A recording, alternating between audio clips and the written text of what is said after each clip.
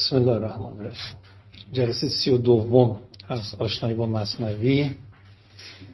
داستان خرگوش بود. تولیدن شیر از دیر آمدن خرگوش. تولیدن معنی هم بانگ زدن، فریاد زدن. همچون خرگوش کو بر شیر زد، روح او کی بود اندر خورد قد. بر چیزی زدن یعنی مواجه شدن با چیزی،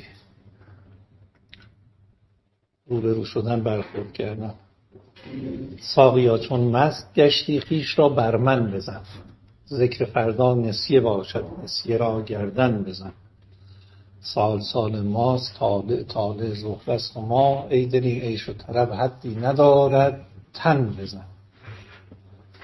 بنگر اندر میزبان و در رخش شادی ببین، بر سر این خوان نشین و کاسه بر روغن بزن. بر چیزی زدن. همچنان خرگوش کو بر شیر زد، مواجه شد با شیر. روح او کی بود اندر خورد قد. روحش خیلی بزرگتر از جسمش بود، روح فراتر از اون جسم بود، کاری کرد که از او انتظار نمی رفت. شیر می گفت از سر تیزی و خشم، که از ره گوشم عدو بربست چشم. خیلی قشنگ. از راه گوش چشمم رو بست،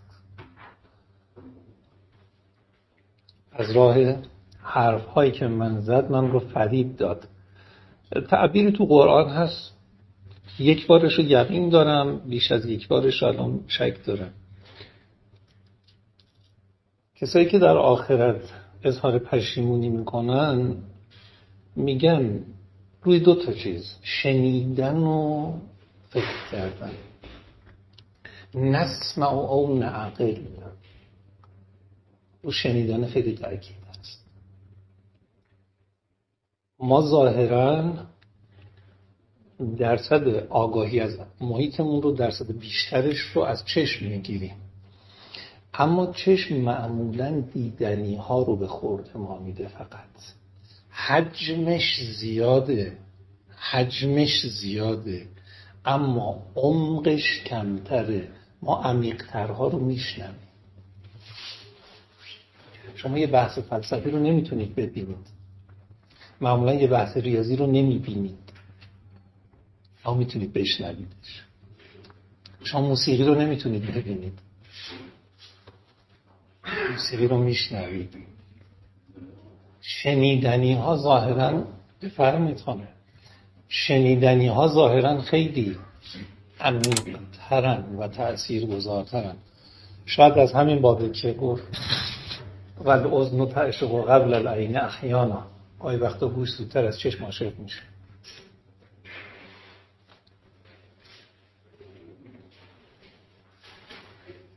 گوشم شنید نغمه ایمان و مست شد، کو آن چشم. صورت ایمان هم آرزوست که مولانا از یک دید دیگه اون رو بحث میکنه. که از ره گوشم عدو بربست چشم. دشمن من از راه گوش چشمم رو بست، چشم بندی کرد، من رو فریب داد.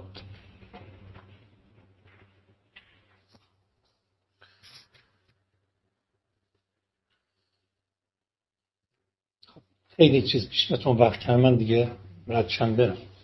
مکنهای جبریانم بسته کرد. قبلا گفت دیگه حیوانات جبری مذهب بودن و شیر اختیاری مذهب بود. اینجا میگه آخه من نهایتا فریب اونا رو خوردم. در عمل با اینکه اختیارگرا بودم، اما در عمل جبری رفتار کردم، اختیارامو سپردم دست اونا، به جبر اونها قائل شدم. اتفاقی که در مکتب شیعه ما عجیب افتاده. ما در شیعه اختیاری هستیم، اما در عمل بسیار جبری رفتار میکنیم، بسیار جبری رفتار. یعنی سنت شیعه متاسفانه در عمل از خیلی خیلی اشعری گرایی موج میزنن، یه جایی وحشتناکه. مکرهای جبریانم بسته کرد، تیغ چوبینشان تنم را خسته کرد. با تیغ چوبین، این استدلال‌های نادرستشون، استدلال‌های قلابیشون بالاخره سر من رو کلاه گذاشت. چوبین بودن ناکارآمد بودن دیگه. پای استدلالیان چوبین بود، پای چوبین سخت بی تمکین بود. مثلا چوبین که میگن شاید اون کنام خوشو با مسنده قرآن توش باش. زین سپس من نشنوم آن دمدمه، بانگ دیوان است و قوران عمل. دیگه از این به بعد حرف اونها رو گوش نخواهم کرد، اینا همش حرفای پر از فریبه. بردران ای دل تو ایشان را مایست، پوستشان برکن کشان جز پوست نیست. از این به بعد دیگه به حرفشون گوش نده، بدر نابودشون کن. چرا؟ اینها لایق دریدنن، مغزی در کار نیست، پوستن فقط. وقتی فقط پوستن ارزش بودن ندارن. قاتلکم الله از نفرین‌های قرآنیه که امام علی هم تو نهج البلاغه به کار میبره. قاتلکم خدا بکشتتون، به چه دردی میخورید؟ انا توفتون، چقدر میخواید بدی کنید؟ از همین جا پوستشان برکن کشان که برای ایشان جز پوست نیست. پوستشون رو بکن. چرا؟ اینا مغزی ندارن که. از همین اصطلاح پوست و مغز ذهن مولانا حالا شروع میکنه به نکته سنجی. پوست چه بود؟ گفتهای رنگ رنگ. وقتی از پوست حرف میزنیم چیه؟ حرفهای رنگارنگی که توش خالی، همون چیزی که باعث فریب ما میشه. قبلا گفت دیگه، راه ها هموار و زیرش دام ها، قحطی معنا میان نام ها. دوباره برمیگرده به همون. پوست چه بود؟ گفتهای رنگ رنگ، چون زره بر آب کش نبود درنگ. مثل موجهایی که رو آب درست میشه، میاد و میره. باقی زره که میگه منظور همون حلقه های موجی که رو آب درست میشه. حرف دیگه میاد و میره، هیچ واقعیتی پشتش، هیچ حقیقتی پشتش نیست. این سخن چون پوست و معنا مغز دان. بعضی پوست‌ها که بشکافی توش مغز هست. حرفای بعضیا فقط حرف نیست، حکایت از یک حقیقتی میکن. اما خیلی هم اینجوری نیست، حرفشون فقط حرف، هباء منصورا، فقط حرفه، هیچ پشتوانه حقیقتی نداره. مولانا میخواد فرق این دوتا رو به ما بگه. این سخن چون پوست و معنا مغز دان، این سخن چون نقش و معنا همچو جان. یه جسم رو در نظر بگیرید تا وقتی روح داره چقدر برای ما عزیزه. همین که روحش ازش میگیرن تبدیل میشه به یه موجود ناراحت کننده. چند ساعت بیشتر بمونه متعفن میشه. که خیلی از کلام هایی که ما رد و بدل میکنیم جسم بیروحن، متعفن، در ما ایجاد تعفن میکنه. دروغ هایی که به خورد خودمون میدیم، به خورد دیگران میدیم، در واقع جسم های بیجانه. پوست باشد مغز بد را ای پوش. در اکثر انسان ها این شکلیه، یه ظاهر خوب یک باطن بد. این پوسته مثلا این در وسط است دیگه، ظاهرش رو نگاه میکنی خوبه، مثل انار که ظاهرش رو نگاه میکنی خوبه، میشکافی میبینی توش پوستی. خیلی وقتا ظاهر ما رو فریب میده چون نمیذاره باطن رو ببین. پوست باشد مغز بد را عیب پوش، مغز نیکو را ز غیرت عیب پوش. اون مغزهای عالی خیلی خوب رو خدا در دست همه قرار میده. باید بریم مغز شناس بشیم. میگن طرف هندونه رو خوب میشناسه، طرف گردو رو خوب میشناسه. خدا میگه من یه سری مغزم گذاشتم تو این عالم، منتها به هر کسی نشونشون نمیدم. اولیایی تحت قبایی لا یعرفهم غیری. اولیام رو زیر قبای خودم پنهان کردم، به هر کسی نشونشون نمیدم. غیرت حق دیگه، میگن حق غیوره. نه خودشو نشون میده، نه دوست داره که دوستاش رو همه ببین. ناز دارن،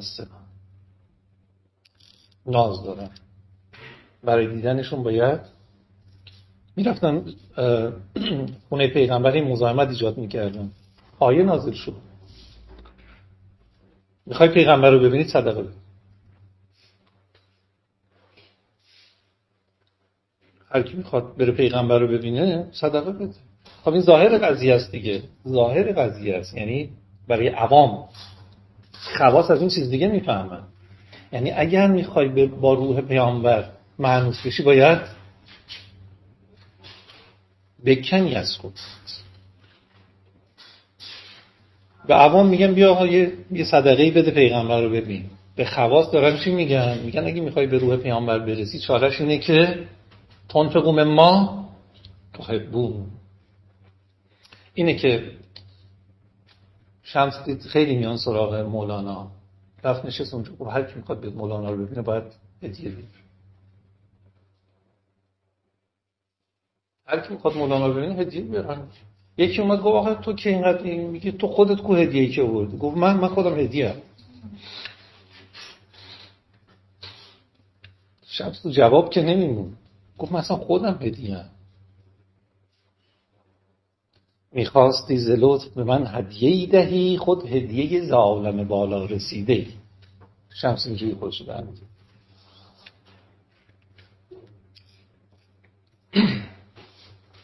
مغز نیکو رو، یعنی اولیاء خدا رو، ز غیرت حق، غیب پوش، نمیذاره هر کسی. اولیاء خدا رو باید به سختی بگردی، تلاش کنی ببینی. ناز دارن، رو به هر کسی نشون نمیدن. گویی ولی شناسان رفتند از این ولایت. ولی شناسی چون قلم از باد بود دفتر ز آب، هر چه بنویسی فنا گردد چتاب. مثال میزنم،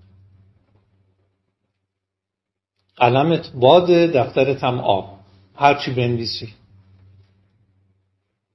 اعمالهم که سراب دیگه، کاراشون مثل سراب میمونه، ظاهر داره باطنی در کار نیست.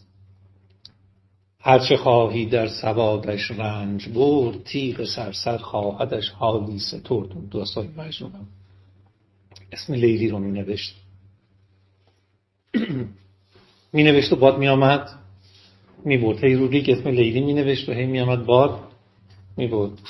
گفته مجنون شیدا چیستین؟ می نویسین نامه سوی کیستین؟ هرچه خواهی در سوادش رنج برد، تیغ سرسر خواهدش حالی سترد. گفت مشق نام لیلی می کنم، خاطر خود را تسلی می کنم، چون میسر نیست ما را کام او، عشق بازی می کنم با نام او.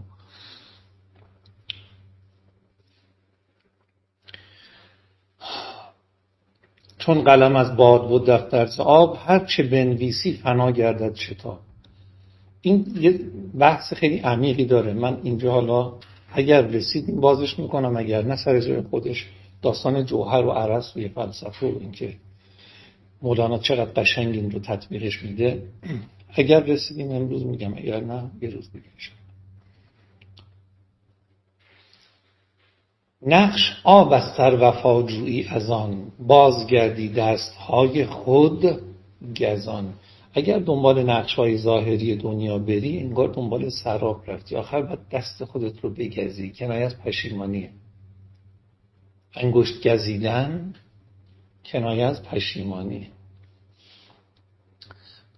غیری جنا و انا المعذب فیکم کاننی سبابة متندم. یکی دیگه گناه میکنه، من باید عذاب بکشم، مثل سبابه آدم پشیمونم. اون گناه کرده، منو میگزم، من باید عذاب بکشم. این ترجمه هم شده.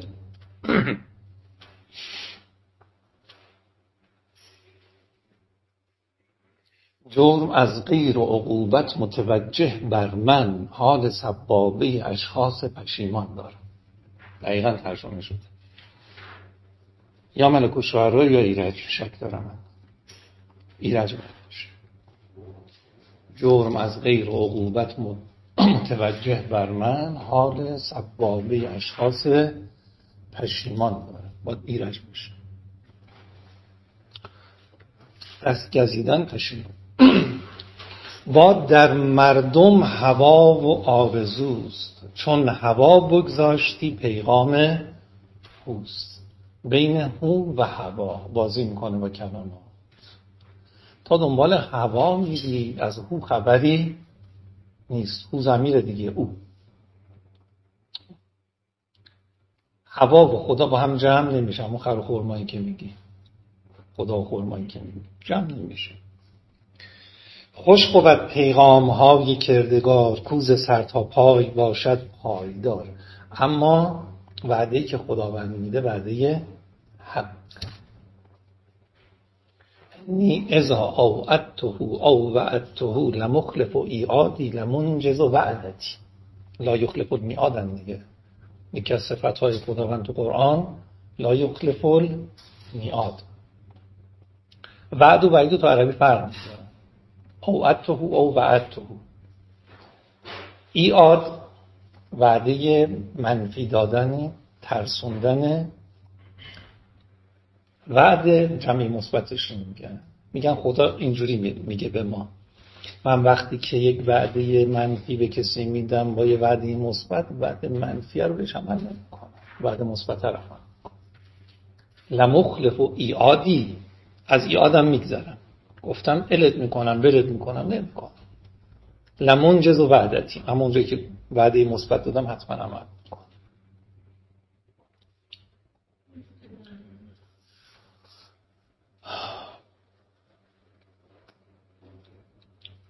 خطبه شاهان بگردد وان کیا، جز کیا و خطبه های انبیا. میگه میخوای ببینید فرق بین ماندگار و ناماندگار چیه؟ پادشاهان میان سکه میزنن برای خودشون، مجسمه چه میرن پاک میشن از صفحه روزگار میرن، اما اولیاء خدا اسمشون تو دلها حک میشون. بایزید بسطامی سکه نداره، مجسمه نداره. قطعا تا زمان تا آدمه، تا زبان فارسی حداقل وجود داره، بایزید بسطامی. مولانا قطعا همیشه تاریخ بشریت مولانا هست، اما پادشاهان زیاد اومدن و رفتن، نمیدونم خبری ازش. سکه هم داشتن، نقاشی هم داشتن. زان که بوش پادشاهان از حواس، شکوه، بوش به معنی شکوه و جلال. این شکوه و جلالی که شما میدید پادشاهان دارن از سر هوا و هوسه، گذراست، ناپایدار، موندنی نیست. بارنامه انبیا از کبریاست. این حشمت و بارنامه حشمت شکوه باز. بارنامه انبیا از کبریاست. اون حشمت و عظمتی که پادشاهان دارن واقعیه، موندگار. ما عندکم ینفد، اون چیزی که پیش شماست رفتنیه. ما عند الله باق، اونی که از جانب خدا میرسه اون موندنیه. همون داستان جوهر و عرض.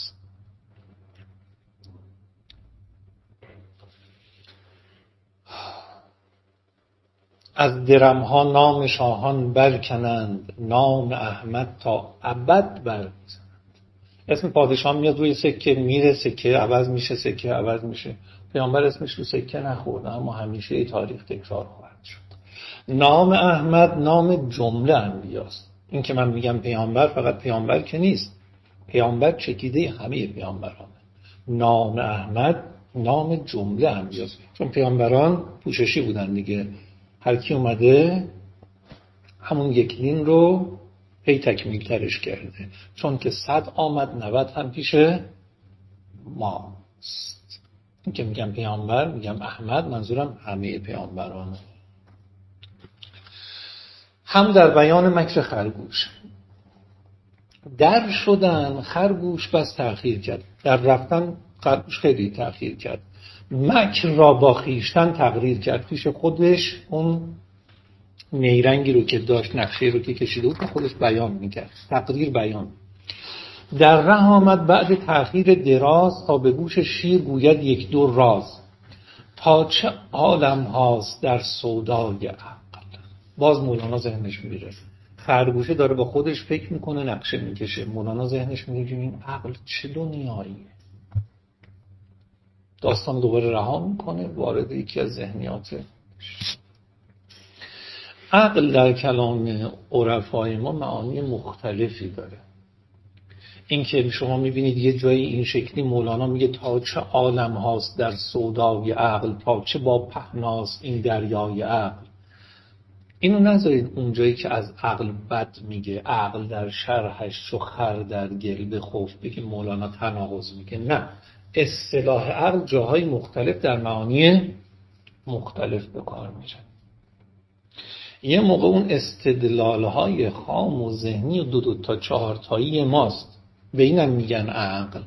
به اون به قول فلاسفه صادر اولین مخلوقی که خداوند خلق کرد، اول ما خلق الله العقل، اونم بهش میگن عقل. حالا ارتباط اینا چی هست باید تو مباحث فلسفی و عرفان نظریش بحث بشه. پس اینکه بعضیا میگن مولانا تناقض داره، نه، تناقض نیست، اصلا تناقض نیست. برای اینکه کلمه عقل داره در معانی بسیار متنوعی به کار میره. اینکه عقل اول راند بر عقل دوم، اونجا قطعا منظور مولانا این عقل استدلالی، عقل جزئی ما نیست، اونجا اون عقل کلی مورد نظره که اصلا ماجراش جداست. خود این یه جلسه میطلبه. مثلا اگر بخوایم وارد این معانی عقل بشیم که عقل تقسیم بندی هاش چیه، اون عقلی که در فلسفه میگن واسطه بین خالق و مخلوق، اونها چی هستن، قاعده الواحد لا یصدر منها الا الواحد چیه، اینا خودش یه جلسه تقریبا میطلبه که بخوایم بحثش رو مطرح بکنیم از توش در. من فقط اینقدر میگم که این سوء تفاهمی نشه. اگر یه جا مولانا از عقل بد میگه، یه جا مثبت میگه، یه جا قربون صدقه عقل میگه، یه جا عقل رو میکوبه له میکنه، اینا یکی نیست، با هم خیلی فرق میکنه. ما بهش میگیم مشترک لفظی، مثل شیر و شیر دیگه. این میگیم مشترک لفظی، نباید سوء تفاهم ایجاد بکنه.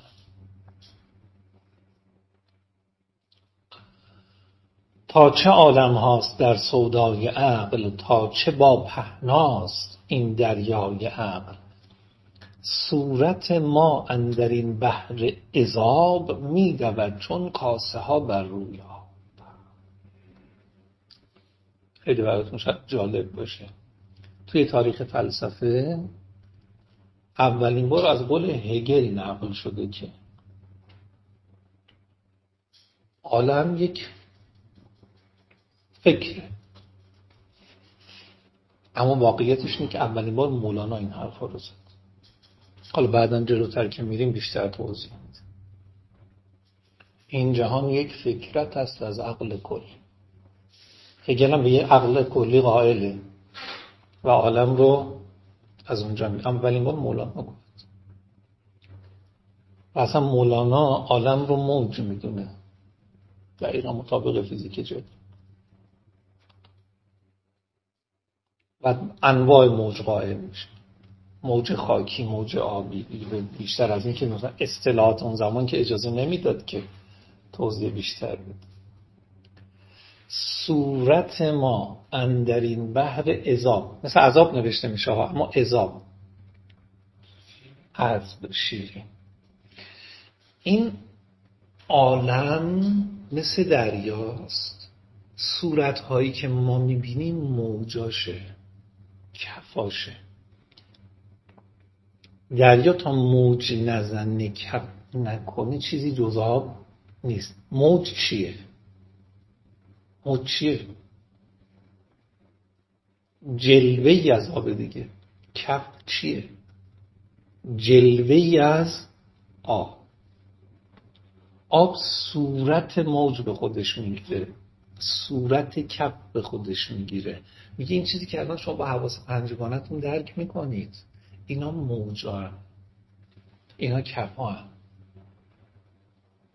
باید عمیق بشید بری پایین، اونجا تازه خود آب رو لمس میکنی. از بالا که نگاه میکنی تو گرفتار موج و کفی. باید بیفتی تو این دریای اونجا خود آب لمس بکن. حرفایی دیگه. صورت ما اندر این بحر عذاب میدود چون کاسه روی آب کاسه. قدیما کاسه رو میذاشتن برای زمان آب مزرعه ها دیگه. این کاسه کم کم سنگینی میکرد، میرفت بیشتر پر میشد تا غرق بشه. مولانا میگه میدونید کی در دریای حقیقت غرق میشید؟ وقتی کاستون پر بشه. باید از آب پر بشید تا آب شما رو قبول بکنه. وقتی از آب خالی هستید آبم قبولتون پس میزنه. روی آبید. زیر دریا خوش بود. خودش میگه دیگه زیر دریا خوش تر آید یا زبر.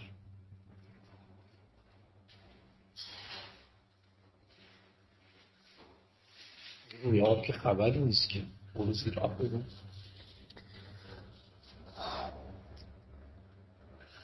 تا نشد پر بر سر دریا چو تشت، چون که پر شد تشت در وی غرق گشت. تا وقتی خالی از معنویت هستی دریا قبولت هر وقت پر شدی، یعنی رو مجرد شو، مجرد را ببین، سنخیت پیدا کن.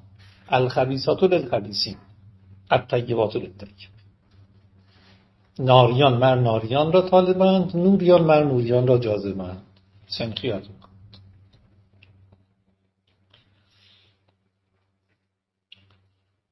عقل پنهان است و ظاهر عالمی. پس اینجا عقل منظور این قوه ادراک ما نیست. رند عالم سوز را با مصلحت بینی چه کار؟ اون عقلی که عرفا پسش میزنن مصلحت اندیشی. رند عالم سوز را با مصلحت بینی چه کار؟ کار ملک است آن که تدبیر و تأمل بایدش. تدبیر و تأمل مال دنیاست، مال ملک. ملکوت که این حرفا رو نداره. رند عالم سوز مصلحت اندیشی نمی. پس معلومه که این عقل اون عقل نیست، فقط اشتراکی در لفظ داره. عقل پنهان است، ظاهر عالمی. صورت ما موج یا از وی نمی. صورت هایی که ما در عالم میبینیم، همه اون چیزی که ما بهش میگیم عالم ماده، موج عقل است. موج عقله. ما فقط موجه رو میبینیم، بعضی به عقل میرسه. اللهم ارنی الاشیاء کما هی. از اون دعاهای عجیب پیامبره. خداوند اشیاء را آنچنانی که هستند به من بنما. پس معلومه اینجوری نیستن، یه چیز دیگه، یه ظاهر دارن یه باطن. ما فقط موجه رو میبینیم. پیامبر از خداوند میخواد که به من خود آب رو، خود عقل رو به من نشون بده. عقل پنهان است و ظاهر عالمی. صورت ما موج یا از وی نمی. هر چه صورت می وسیلت سازدش، زان وسیلت بحر دور اندازدش. هر چی تلاش میکنی از طریق صورت پیش بری، اتفاقا دریا بیشتر پست.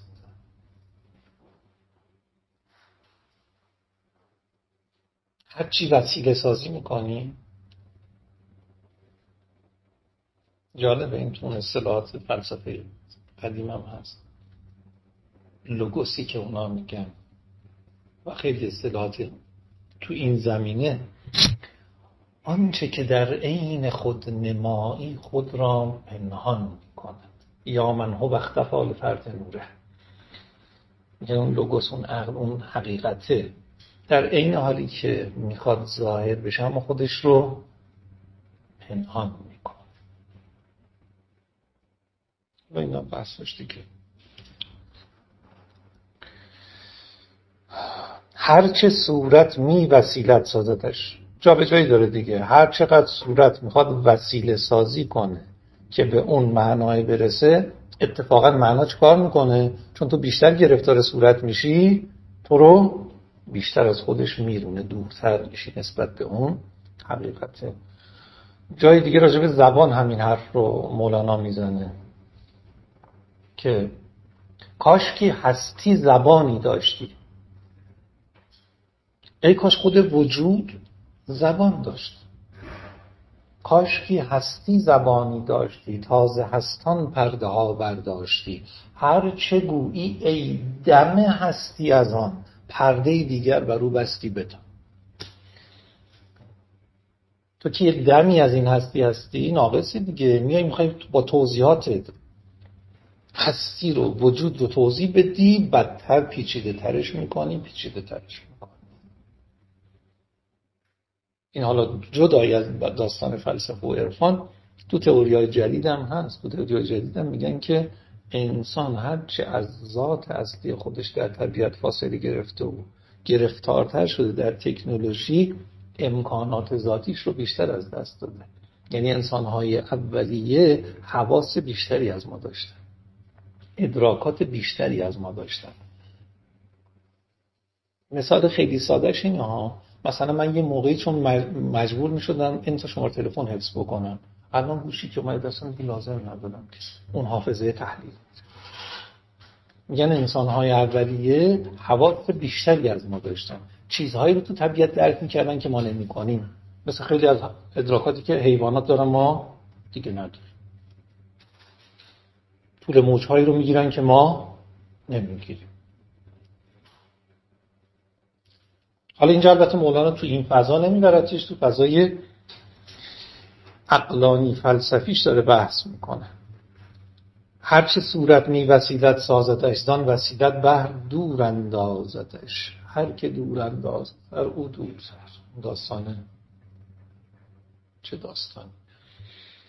هرچی دورتر بندازی از خودت. انتقادی که مولانا به فلاسفه و کلا عقل گرایان داره دیگه. گفتم مثالش رو قبل صحبت کردیم اینجا، میخوام تکراری نشه. اون کسی که کمان داشت و باید قرار بود که بکنه گنج پیدا بکنه و اینا، فکر میکنم آره بحثش شده. تا نبیند دل دهنده راز را، تا نبیند تیر دورانداز را. حالا یه مثال دیگه میزنه. اسب خود را یاوه داند و ستیز، میدواند اسب خود در راه تیز. میگه میدونید مثال آدمیزاد مثل چیه؟ مثل سوارکاری که سوار اسبش دنبال اسبش میگه، اینقدر از خودش غافل. سوار اسب میدوه این ور اون، از این اون میپرسه اسبم بیدلی در همه احوال خدا با او بود، او نمیدیدش از دور خدایا. یار نزدیکتر از من به من است، بی نجمتر که من از وی دور. اسب خود را یاوه یعنی همون از دست داده گم. اسب خود را یاوه داند آن جواد، و اسب خود او را کشان کرده چو باد. اون تعبیر اشتباهی که ما تو ذهنمون داریم دیگه. ما فکر میکنیم این جسمه هست داره روح رو با خودش میبره، حالا هم که برعکسه، اون روحی که داره این جسم با خودش میبره. و تو یادت رفته که روحی هم داری، سوار اسبی و اسب رو فراموش کردی. در فغان و جستجو آن خیره سر، هر طرف پرسان و جویان در بدر. کان که دزدید دست به ما را کو و کیست، این که زیر ران توست ای خواجه چیست. که هر طرف میدوه داد هوار اسب منو که بودی کش میدونم این چیه. چه یکی پیدا میشه این روش بزنه این کله ما بگه با این اسب دینه ها کجا دنبالش میگردی آخه. کاش یکی پیدا بشه یه بار اصطلاح قشنگ دیگه تازیانه سلوک، یکی با این تازیانه بزن یه بار بیدار کن با پاشو دیگه بسه دیگه. این که زیر ران توست ای خواجه چیست، آری این اسب است لیک این اسب کو، با خدا ای شهسوار اسب جو. حالا توضیحش میده. جان ز پیدایی و نزدیکی است گم. ما دو چیز رو نمیتونیم ببینیم. وقتی خیلی از همون دورم نمیبینیم، وقتی خیلی به ما نزدیک شدم نمیبینیم. وقتی تاریکه چیزی نمیبینیم، وقتی نور خیلی شدیده هم باز نمیبینیم. و اگر خدا رو نمیبینیم به خاطر اینکه اصل نوره. یا من هو اختفا لفرط نوره. ای خدایی که اگر دیده نمیشی به خاطر اینکه زیادی روشنی، از شدت روشنایی نمیشه دیدت. از ظاهر الباطن فی ظهوره. همون بیتای اول منظومه حاج مولا سبزواری. الله نور السماوات و الارض دیگه. خداوند نوره. و چون نور خود مولانا میگه نور. حالا میرسیم. جان ز پیدایی و نزدیکی است گم. روح انقدر به ما نزدیک پیداش نمی‌کنه، زیادی به ما نزدیک. چون شکم پر آب و لب خشکی چو خم. میگه میدونی مثال شما چیه؟ مثال خم شکمش پر آب اما لبش خشک. شما پر از روحید و بیروح. پر از روحید و بیروح. آنچه ما کردیم با خود هیچ نابینا نکرد. در میان خانه گم کردیم صاحب خانه را.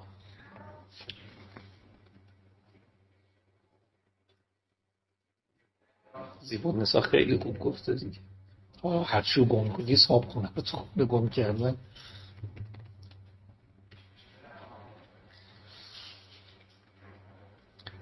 کی ببینی، مثال میزنه، کی ببینی سرخ و سبز و بور را، تا نبینی پیش از این سن نور را.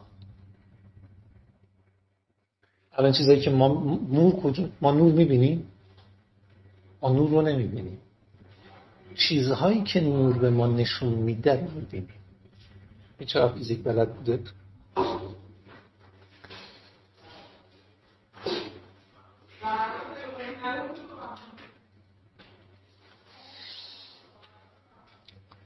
کی ببینی سرخ و سبز و فور را. فور همون رنگ بوری که ما میگیم، رنگ بور.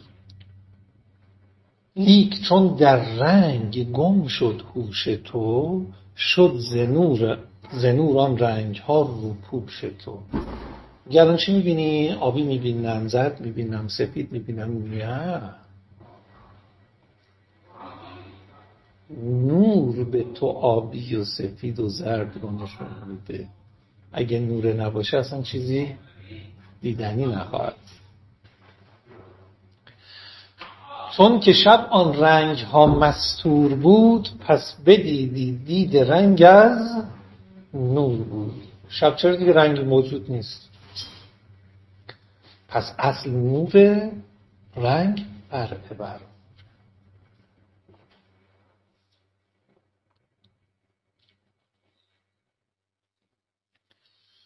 نیست دید رنگ بی نور برون، همچنین رنگ خیال اندرون. اگر برای دیدن فیزیکی احتیاج به نور فیزیکی هست، برای دیدن باطن هم نور باطن لازمه. العلم هو نور یقذفه الله فی قلب من یشاء. من لم یجعل الله له نور فما له من نور. ای خدا برای کسی نور قرار نده، نور از خودش نور نداره. نور. این که شیخ شهاب‌الدین سهروردی فلسفه‌شو به جای وجود بنا میذاره بر نور، بر اساس ایران باستان. تو ایران باستان هم داستان بر اساس نور. هگل گفته، هگل تقریبا همه هگل رو به عنوان یک فیلسوف بزرگ میشناسن. هگل میگه با وارد کردن نور در سیستم های عقلانی فلسفی توسط ایرانیان معنویت وارد زندگی شد. هگل میگه یکی از عقلانی ترین فیلسوفان تاریخ. میگه ایرانی ها این کار کرد.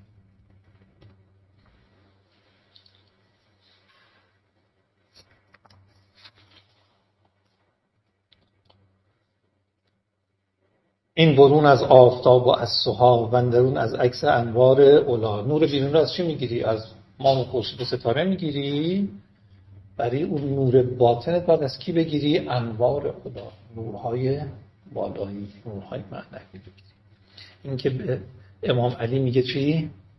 از تو بر من تابد. من اگه روشن شدم از کجا گرفتم؟ از تو. من غلام قمر، باز گرد شمس میگرد، نور. فقط با نور کار، همه چیش با نوره، بازیش با نور. خوراک اقضی و نوره کن مثل البصر، اصلا مثل چشم باشه. چشم غذاش چیه؟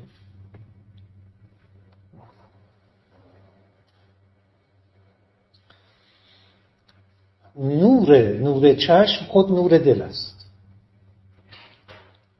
جان نباشه چشم میبینه؟ پس نور چشم من وابسته به چیه؟ نور جان منه. نور جان من وابسته به چیه؟ به نور. چقدر؟ تا کجا؟ تا الله نور السماوات و الارض. تشکیک وجود دیگه، همون داستان تشکیک، پله پله بودن. نور میشه الله نور السماوات و الارض. اون نور با یه نور روشن میشه، اون نور با یه نور روشن میشه. این دیگه حد اقلیشه که ما میبینیم. اینی که ما میبینیم نور حد اقلیه که ما درکش میکنیم. نور چشم خود نور دل است. نور چشم از نور دلها حاصل است. باز نور دل نور خداست. کوز نور عقل و حس پاک و یه نور است.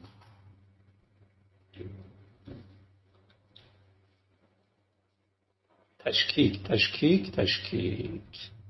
حالا در داستان ها اومده دیگه، میگن وقتی حضرت ابراهیم انداختن سمت آتیش، خداوند تو آیه هست دیگه، ای نار سرد و سلام شد بردن و سلام علی ابراهیم. و تو داستان ها آوردن که خدا اونجا آتیش رو تهدید کرد، گفت ببین به ابراهیم آسیب بزنی با آتیش اون طرف میسوزونند. آتیشی که آتیش رو میسوزونه، یعنی آتیش هم آتیشی داره، اون آتیش هم آتیشی داره تا برسه به پس.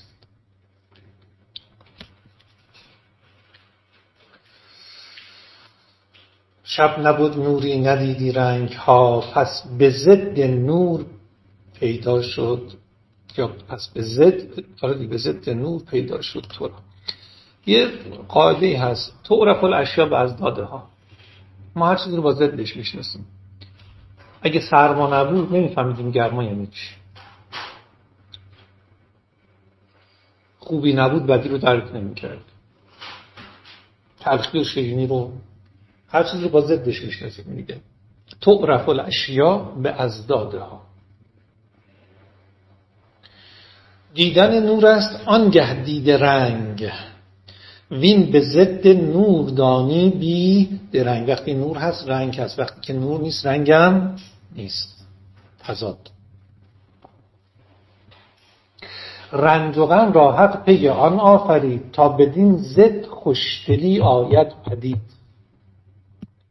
غم نباشه شادی معنا پیدا نمی‌کنه. لازم و ملزوم هم دیگه است. بس نهانی ها به ضد پیدا شد. خیلی از چیزهایی که پنهانن ما از طریق ضدشون میشناسیم. میگن اینجا تاریکه، یعنی چی؟ یعنی یه چیز به نام نور باید باشه که نیست. الان شبه، یعنی میتونست روز باشه، الان شب. الان سرده، میتونست گرم باشه. به ضد میشناسیم. میوه رو میخوریم میگن تلخه، قرار نه چی باشه، قرار بود شیرین باشه. به ضد میشناسیمش.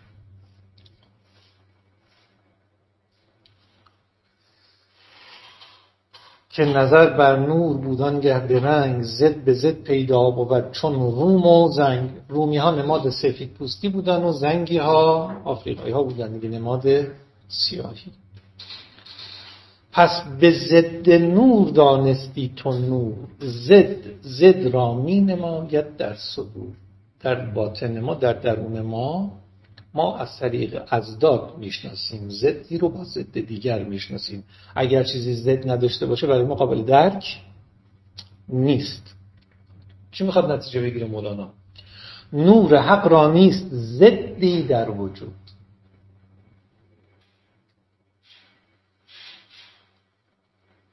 ما عادت کردیم از طریق اضداد بشناسیم دیگه. خدا که ضد نداره. ضد خدا قرار چی باشه؟ ببینید خداوند موجود نیست. خدا موجود نیست، خدا وجوده. ولی بچه‌هاتون هم خواستید یه وقت توضیح بدید حواستون باشه. خدا موجود نیست. موجود ماهیت محدوده. ماهیت محدوده. خداوند خود وجوده. این دوتا با هم بتونیم فرق بگذاریم بینش. موجود حد داره، وجود حد نداره. یه ذره باید تمرین فلسفی بکنیم. اگر وجود حد داشته باشه حدش قراره چی باشه؟ اگر جز وجود چیزی هست، نقیض وجود میشه چی؟ عدم. عدم مفهوم انتزاعی ساختی ذهن ماست. پس وجود نامحدوده، اما موجود یه ماهیت محدوده. من گاهی مجبورم انقدر با بچه‌ها صحبت کردیم، مثلا همیشه بچه‌مون هستن. فرض کنید این تخته‌ای که می‌بینید یه بیابون خیلی بزرگیه. منم یه نقطه‌ای هم اینجا وایسادم. هر چی نگاه می‌کنم برف. جز برف هیچ، سفید یه دست برف. خب یه کسی پیدا میشه میاد با هلیکوپتر از این بالا میاد میشینه اینجا، شروع میکنه از اینجا راه میره این شکلی، میاد اینجا میره اینجا، سوار هلیکوپترش دوباره میره بالا. چی به وجود اومد؟ چه اتفاقی افتاد؟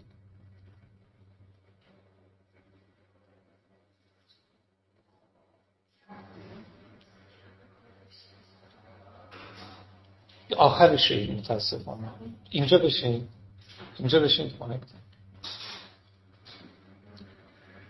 چه اتفاقی افتاد؟ یه نامحدودی محدود شد. یه نامحدودی فقط چی شد؟ محدود شد. اسم اون محدوده رو میذاریم چی؟ ما گوشتیم مثلث. یه شکل دیگه بود بهش میگفتیم مربع، یه شکل دیگه بود بهش میگفتیم مستطیل.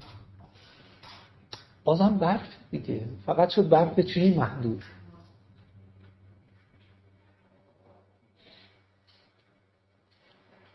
رد کردی؟ ما هر کدوممون یکی از این مثلثایی. هر چی در عالم میبینی حدی از وجوده تو درجات پایین تر. مثل موج آب، هم آب هست و هم آب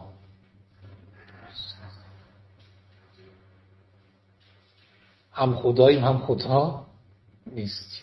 خدا هم ما هست و هم ما نیست. ناشته کفر دیگه. اینجا که میرسه دیگه لب مرز کفر دیگه. عرفای ما این همه چوب خوردن به خاطر همینا بوده. اینجا که میرسی کار سخت میشه. داستان وحدت وجود. حتی خدا وجوده. وجود محدود نمیشه. اگه بخواد محدود بشه با چی محدود بشه؟ اون چیزی که میخواد محدودش کنه چیه؟ وجوده که خودشه. به همین خاطر لا یتکرر، تکراری نمیشه، لا یتجزا، جزپذیر نیست، بسیط. بسیطت الحقیقه کل الاشیا، یک همه به قول استاد ما. تعابیر پارادوکسیکال هم دیگه. یک همه. اول اول اول اول ظاهر اول یک همه. بیشتر نگم دیگه خیلی کفر سنگین میشه.